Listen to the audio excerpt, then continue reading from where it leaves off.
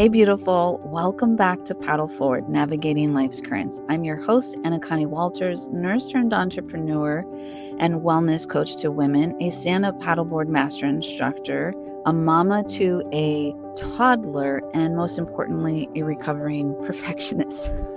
Yes, you're that recovering perfectionist.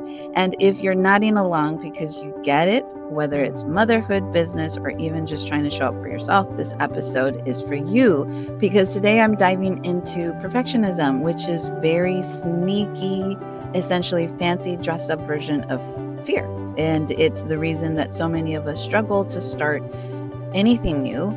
It's what holds us back from basically rolling out sometimes out of our pajamas and putting out our businesses out there, or even, well, for some, stepping onto a paddleboard for the first time. I see it so often about how we get stuck and paralyzed from fear. And so if you've been waiting for permission to just truly not be perfect, to just be perfect in who you are, messy and imperfect and beautiful, and giving yourself the grace that everyone deserves, I want you to take a deep breath, because this is it. Let's dive in. Grab your metaphorical paddle, your cup of tea or coffee, and let's get comfortable. Okay, so I want to just be real with y'all for a second. And I think to think about perfectionism is about having like high standards and striving for excellence and just doing all the things the right way. And I think that from me personally, it definitely plagued me when I became a mom. But the truth is that it took me years to really learn that it wasn't about high standards. It was about fear of judgment, fear of failure, fear of looking like we don't have it all together. And all of that really can become huge when you're trying to go for your dreams, like starting your own business, and definitely hits you hard when you become a parent for the first time. And it shows up in really sneaky ways.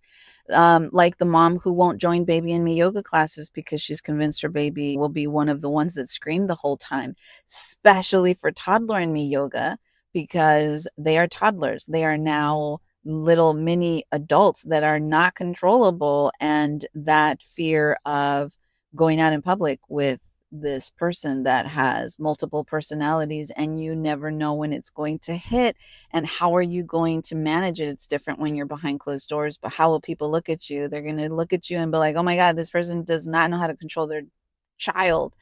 As a business owner who has 1,000 ideas but won't launch anything because they are waiting for the perfect brand, the perfect strategy, the perfect timing, the perfect equipment. And I was all of those. Or the woman who secretly dreams of paddleboarding but won't try it because she's afraid she's going to fall in the water, or worse, someone's going to like look at her and laugh. Sometimes I get women who won't go paddleboarding because they don't want to wear like tight fitting. They think that they have to wear a bikini for some reason. And they're like, no, like I cannot wear a bathing suit in public. And so, listen, I've been every single one of these women that I just described. So do not feel like I am judging you. There's no judgment here. Just know that I am just trying to call the elephant in the room. Let's just put it that way. And, when I became a mom, I thought that I had to do it right, because there was so much pressure that I put on myself, because I was an older mom. I was 40 when I when I got pregnant. And this pressure that it felt like society was expecting me to already know what I was doing. This pressure that because I was a nurse, that I should definitely know what I was doing. And I just was feeling like I needed to be super person because I wanted this. This was a choice that I had, and I pushed for it. And I can't show anybody that I am falling apart inside. And there was some magical formula, I thought, to being the perfect mom. But here's the thing about motherhood, and let's be honest, it really applies to everything in life, that no one actually knows what you're doing, what they're doing. And we're all trying to figure it out. But yet we pile on the pressure. We compare ourselves to the Instagram moms who seem to have it all together, who only post their magical, beautiful, like perfect moments. And we convince ourselves that if we try harder, we'll finally feel like we're enough, like we will become them. And spoiler alert, perfectionism is not a game that you can actually win, because you can't. And the same thing happens in business. I see women with brilliant ideas, but they become paralyzed because they're afraid to put themselves out there. They spend months tweaking their website instead of launching it, and they tend to hold themselves back from posting on social because it's not good enough. They don't know how people are going to take it or whatever. And it's like so sad because that fear is keeping them from the very thing that they want the most. They want freedom, they want impact, they want connection, whether it's from a business perspective, a woman's perspective, or a mom's perspective. We want all of that. And I want to just take a moment to really talk about something that's super like just close and, to me personally, and facing fear head on. So one of my favorite things about stand-up paddleboarding, because you guys know I'm a stand-up paddleboard master sup instructor, and it really teaches you in real time how to deal with fear, which is why I've transitioned from not just being a master sup instructor, but also to be a fear mindset coach, because I really realized within my own journey how much fear has played a role in my life and how much I've accomplished because I've managed to overcome my mindset and not let fear keep me. And the first time someone steps onto a board, their whole body starts to stiffen up. And I try to tell them, like, the more you relax, the more fun that you'll have. And they tend to overthink every little moment. They are hesitant, and they're so afraid of falling. And I'm like, it's water. Like, you're all, and I do a lot of stuff beforehand because I know that this is going to happen. And then I remove the fear, is essentially what they don't realize what I'm doing. They're like, gosh, Anagani, this is a lot of steps. When are we going to actually start to learn how to paddleboard? But I basically, in the little processes that I do during the first like 20 minutes of my classes, I remove fear. I like just go ahead and remove it. And it's just so empowering and freeing to see them be so much better when they lose that fear of falling. And it's such a, like, to me, a silly fear, because it's like, it's water and it's down paddleboarding, like, you're a beginner. But I know I'm speaking from like the other side of fear.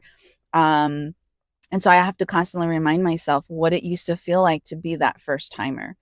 And they don't believe that they can do it. And so it's my job to make sure that they know that they can. And if they fall, it does not mean failure. We get back on. I already taught you how to do it. And so, really, about being prepared and knowing that success will be there one way or another. But it's just so funny to see fear lock them up in like this tight body, and they really can't move the way they need to. So the ones that have the biggest fear are the ones that tend to end up falling, only because they won't relax enough to allow themselves to believe that they can do this. And the moment that they stop trying so hard to be perfect is the moment that they find their balance. And I tell them time and time again, I was like, it will be this feeling. I cannot really explain it in words, but you will know that you are paddling good or the right way. It just is this feeling in your body. Just know. And they're like, Anna, you're speaking like another language. And then they get it. And it's like this aha moment, and it's beautiful. And it's the same with yoga. It's the same with business. It's really the same with life. And the more we grip onto perfection, the more we tend to struggle. And what we allow ourselves when we allow ourselves to really flow, that's where the magic happens.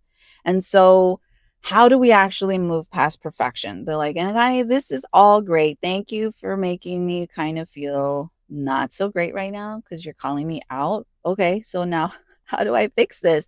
And so I want to just give you three simple things that have helped me and start messy. So, whatever you're holding back on, whether it's joining a yoga class, launching your business, or trying something new, just start. Messy, imperfect, all of the beautiful, glorious mistakes that you're about to make, go ahead and accept that they're going to happen and know that they are not mistakes. They are progress. They are helping you become better. You are becoming more experienced with every single one of them, and have fun with it. Like, it's okay. You are new. You're not, we don't expect you to be perfect. And I think that that's what a lot of people forget, is that humans want to connect with other humans. They do not want to connect with someone who's perfect. Like, yes, we follow all these moms who have beautiful Instagrams or these businesses that look like they're killing it. But behind those perfect images is chaos and mess. Some of those people are crying themselves to sleep. You have no idea what's on the other side of that fence. And 9 times out of 10, the grass is not greener. So stay in your own lane, enjoy your own life, and just start. And I want you to again frame failure as feedback. So falling off your paddleboard is not failure, it's feedback. It means that you're trying and trying to do a new routine with your baby or going outside, because sometimes we start to get so consumed. And I know it takes so much effort to go out and do stuff when you're having a newborn, especially if it's your first time. And then it gets even harder when they become toddlers. But doing it anyways, even if it goes sideways, that's feedback. It's experience. It's teaching you something like, that did not work. We are going to try something else next time. We're going to try it at a different time. Maybe we're going to bring different snacks. Maybe we'll do it after nap. Maybe we'll do it before nap. Like, they're all teaching experiences. And I want you to give yourself the same grace you'd give your best friend, or you'd give your toddler or your baby. If your friend was scared to try something new, would you tell her to wait until she's perfect? Would you tell your baby you're not ready? Like, they're trying to stand and they keep falling and busting their head, or you're literally patting your entire living room because they are just adamant that they want to walk. You're not going to be like, you're not ready. You're not ready. Don't try. Like, stop. No, you're going to be like, you're doing so good. You're so awesome. Like my son, he's trying to now like mimic everything that I say, especially singing. And it's so cute, and he will start to get self-conscious. I will like literally witness this, and he'll start to like put his head down and mumble, and I'm like, no, no, no. I was like, I can still hear you. You're such a good singer. I can't understand half of the things he says, and he's not like this magical singer, but I don't tell him that. I encourage him. I celebrate him. I make sure that he tries even harder. And I'm like, that was so awesome. I love the way you sing. Why can't we talk to ourselves like that? You would totally not tell that to your own child. You would totally not say that to your BFF. You would tell them something that they need to hear, that they're already enough. You do not off say something negative. I mean, there are some people that maybe do that, and in that case, we might need to have a separate conversation. But for most of us, we try to be compassionate and encouraging. And so why not offer ourselves the same kindness? And so I just want to have you take this a next step further. And I want to invite you to step out of perfectionism and just jump into action. So if you're a mama and you've been waiting for perfect time to really start moving your body, to connecting with your little one, to making connections with other moms, or simply carving out time for you, I am going to be hosting a live 5 day, it's really a 12-day challenge, but for the first 5 days, I'm going to be having it open to the public. So I'm going to be putting all the YouTube videos for each of the first 5 days of this challenge for the 12-day baby and me, toddler and me yoga challenge. And I'm calling it Yoga Magic because it truly is magic. It's transformative. It will help you bond with your baby or your toddler. It will help you discover things about yourself It gives you that space to force yourself to give yourself time, even if it's just for 5 minutes. And it really isn't about getting the poses right. It's about showing up, and it's about moving and creating space for you and your baby and help you guys bond without pressure. And so, if you're also looking to step outside of your real comfort zone in a whole new way, I definitely encourage you to check out my Fearless Sub course, um, because it is amazing. And trust me, if you can get past the fear of stand up paddleboarding, you truly can get past anything. And the links to all of this stuff will be in my show notes. I have free communities for Thriving Moms Over 30 on my Facebook. If you're looking for somewhere to connect and a place for people to talk to, especially if you're local. Currently, at the time of this recording, I'm in Japan. And I offer a lot of resources. I'm in the group, in the Facebook group daily, offering just support and ideas, um, resources. It's amazing. And then I also have one if you are considering becoming a stand-up paddleboard instructor and you need support in making that transition. There's a stand-up paddleboard support Facebook group that I host through my Fat Mermaids brand. So I hope that you found this episode a little bit helpful. And again, if today's episode resonated with you, I'd love to hear from you. Let me know what's one thing that you're going to do imperfectly this week. I'd love to connect, whether it's on social or email or just commenting on the podcast. That would be amazing. I'd love to support you in your action for this week. And I want to thank you for being here. Thank you for sharing this space with me and for being exactly who you are, flaws, fears, beautifulness, and all. And until next time, I want you to keep paddling forward, keep moving, and most importantly, keep giving yourself grace. You're beautiful. You've got this. You are doing the best that you can. And that is always enough.